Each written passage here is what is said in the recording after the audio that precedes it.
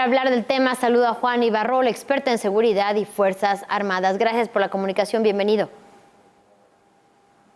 Gracias, Elena, muy buenas tardes para ti y para todo tu auditorio. Gracias.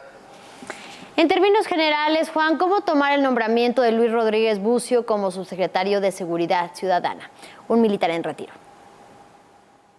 Bueno, yo creo que es un nombramiento positivo, es muy sólido. ¿Y por qué razón? Porque amén de la militarización que mucha gente dice en la que este país se encuentra, bueno, tomemos en cuenta que el general Rodríguez Bucio, hoy subsecretario de Seguridad y Protección Ciudadana, pues fue comandante general de la Guardia Nacional desde su creación.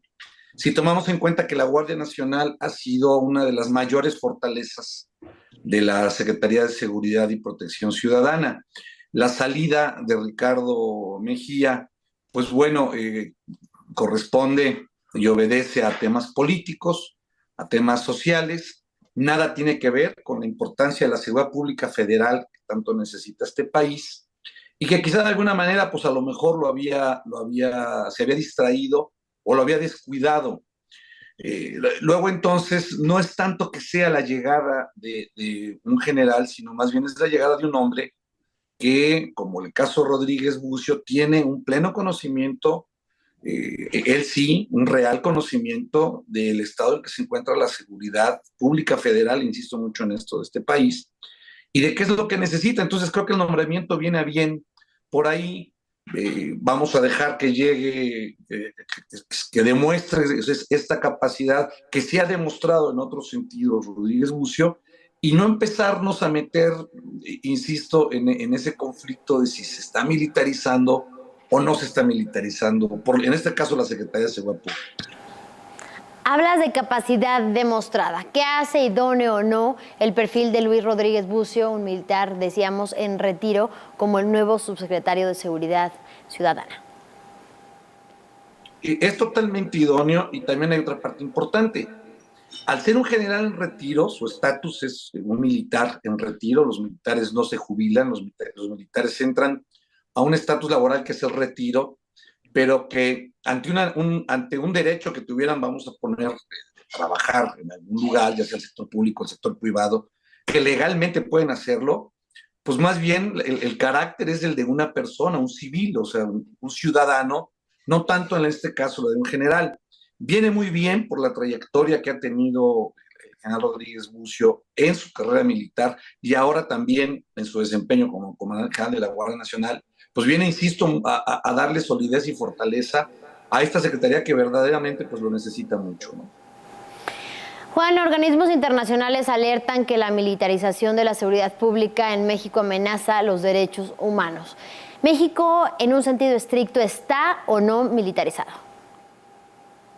No, México no está militarizado. Militarizar un país es que todos sus ciudadanos entren en una disciplina militar, que se suspendan las garantías individuales de los ciudadanos, que no haya un reconocimiento, por ejemplo, de un poder legislativo, de un poder judicial. Es más, que no haya un reconocimiento o una acción de gobierno por parte de civiles, sino por parte de militares, cosa que en este país no pasa ni pasará. Es decir, el ejército no necesita llegar a esa circunstancia, pero también el gobierno, creo yo, y eso hay que reconocerlo, tampoco. Lo que está proponiendo el gobierno desde su inicio, desde el sexenio, desde que inició el sexenio, perdón, ha sido sí que los militares tengan responsabilidades que en otros sexenios han tenido, nada más que ahora son más visibles, porque finalmente dan resultados. Aquí yo creo que la pregunta importante no es pensar en el militar que va a llegar a golpear o violar derechos humanos, sino en el militar que está dándole resultados y que está fortaleciendo instituciones civiles, esto es importante decirlo. No es el militar que viola derechos humanos. Hoy no tenemos esa circunstancia, como se ha hecho creer por organismos internacionales de derechos humanos, que solo los que violan derechos humanos en este país son los militares, cuando no es cierto. Existen casos, sí, abusos, sí, que se han pagado. El mismo ejército, la misma marina, la Fuerza Aérea, la propia Guardia Nacional los han castigado, pero no por eso se trata de que se les va a dar una patente de corso a los militares para que hagan lo que quieran. Eso definitivamente no ha pasado, ningún gobierno civil lo permitiría, partamos de eso.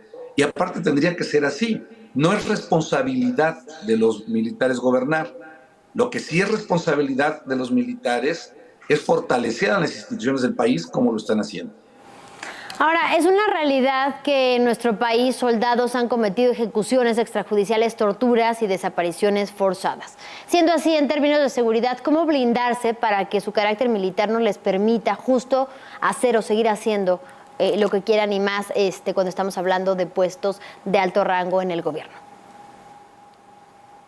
Mira, existen las leyes, poca gente escucha hablar de la justicia militar, por ejemplo, una justicia o un sistema de justicia penal donde del 100% de los casos que llegan a la justicia militar, el 98% se resuelven, solamente hay un 2% de impunidad.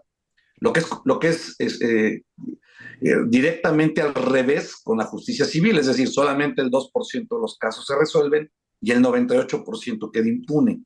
Un militar tiene que atenerse a las dos leyes, es decir, ley de justicia militar y ley de justicia civil.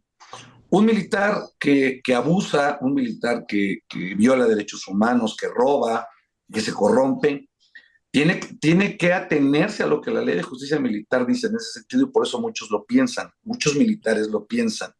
Insisto que cuando se han dado casos reales, porque ha habido una gran cantidad de casos inventados en contra de las Fuerzas Armadas, cuando se han dado los casos reales, ahí están los militares, que son los primeros que los detienen a los mismos militares, que los apresan y que los entregan a las autoridades como debe de ser, ¿no? Hay quizá, Juan, a nivel Latinoamérica, países en los que el control militar de las tareas de seguridad pública ha resultado exitoso o beneficioso para la ciudadanía. Sí, hay una gran cantidad de ejercicios, sin embargo, el más reciente es el colombiano, donde el ejército junto con la Policía Nacional han logrado verdaderamente detener ese fenómeno de narcotráfico tan fuerte que tuvo durante décadas Colombia. Ahora, también es importante mencionar, en todos los países de Europa, la presencia militar en las calles, la presencia militar en plazas públicas, en los metros, en transportes públicos, es evidente y es real. Es decir, ahí están en museos. Me refiero a soldados, no policías. ¿Pero por qué? Porque la realidad de las necesidades de seguridad pública tienen amenazas que son multidimensionales, es decir, no sabe una ciudad qué tipo de amenazas puede recibir y qué va a necesitar de ellas. Por eso muchos países, Francia, España, Italia, países sudamericanos, países de Europa del Este, tienen presencia militar en las calles el día de hoy. Y aquí la parte interesante pues, es de que nadie se asombra, nadie lo escatima, nadie lo critica, me refiero a esos países, por ese respeto que se le tiene a sus Fuerzas Armadas, cosa que en México también pasa, por eso es incongruente. La institución de mayor nivel de confianza en este país para los ciudadanos son las Fuerzas Armadas. Aquí lo interesante pues, son otras voces que surgen y que quieren ser antimilitares, quieren ser antisistemas, quieren ser antigobierno, y esto hay que decirlo fuerte y claro, que a cada decisión que se tome donde intervengan militares haya que escatimarla o criticarla.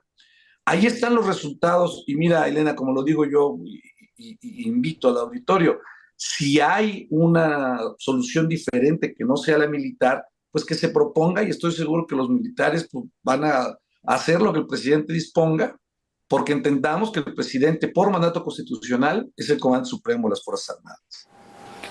Finalmente, ¿cómo responder a la preocupación de cierto sector de que el cargo de subsecretario de Seguridad Pública debe de ser ocupado por un ciudadano y no por un militar? Preocupación que tiene que ver con la cuestión legal, pues, que dice que este cargo tiene que ocuparlo un ciudadano. Es que su estatus legal es de un civil, esto es bien importante decirlo. O sea, es un general en retiro, pero su estatus laboral, por si quisiera entrar a una empresa, o por si él quisiera entrar, en este caso, al sector público, pues su acta de nacimiento no dice general Luis Rodríguez Bucio. Él está entrando como un ciudadano que tiene un registro federal de causantes, que tiene un CUR. Entonces, no es tanto eso. Y de verdad, no quiero minimizar la respuesta o hacerla muy simple. El estatus legal que tiene hoy Luis Rodríguez Bucio es ese, la de un ciudadano más que tiene todo el derecho de estar ahí. No está entrando en calidad de general, que esto es bien importante decir. Muchísimas gracias por tu análisis, Juan Ibarrol, experto en seguridad y Fuerzas Armadas. Muy buena tarde. Gracias y buena tarde. Gracias a ti, Elena. Y saludos a ti, a todo tu auditorio. Buenas tardes.